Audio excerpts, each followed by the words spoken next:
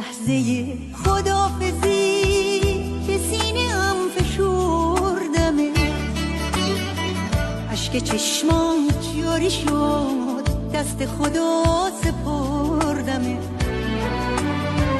دل من راضی نبود به این جدای نازنین. عزیزم منو ببخش اگه یه وقت آزردمه.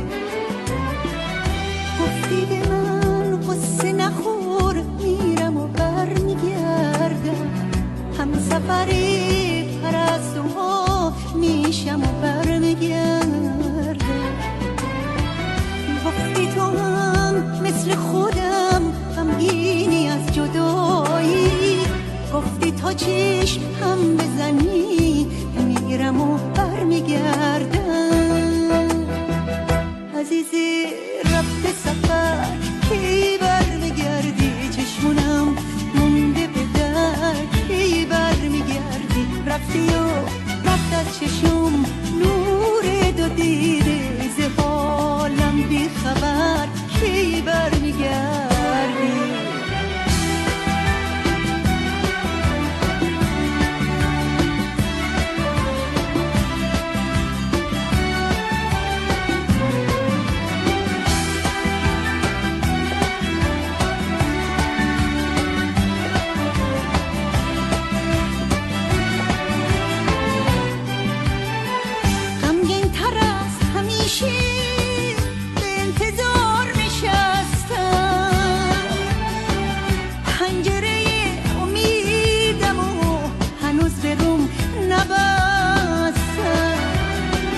پرستوهای عاشق به خونشون رسیدن،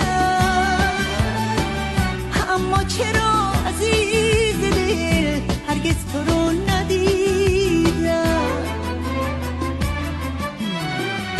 گفتی به من قصه نخور میرم و برمیگردم، هم سفری پرستوها میشم و برمیگردم.